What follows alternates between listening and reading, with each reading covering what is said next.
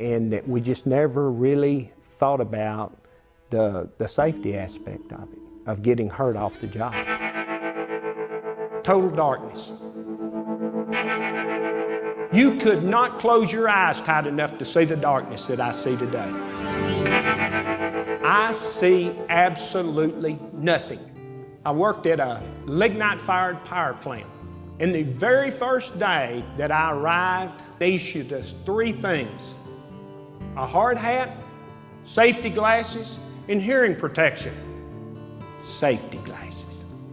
I wore them religiously for 26 years without any problems. But you know, my problem was, I wore them out at the plant, but I never would wear them when I went home. Why? Because we talk about safety at work, so it must be the only place it's dangerous. Right? Wrong. My son and I had a covey of quail going up an abandoned fence row out in western Texas. And as we had that covey scattered up the fence row, my son was over to my right about 25 yards. I yelled over at him to tell him, I said, "Son, I'm going on up the fence row." And he yelled back, "Okay."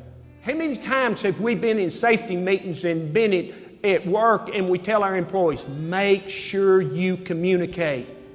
Make sure people know where you're located.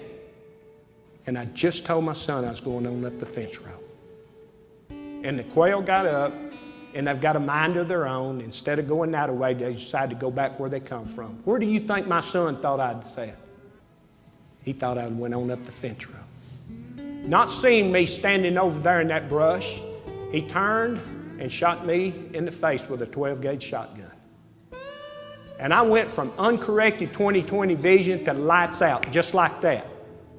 And I collapsed down on the ground, and I'll never forget hearing my son busting through that brush yelling, "Oh my God, Daddy, what have I done?"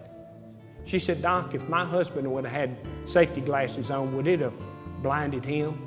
Without hesitation, he said, "No, Miss Crow, it would not have blinded him."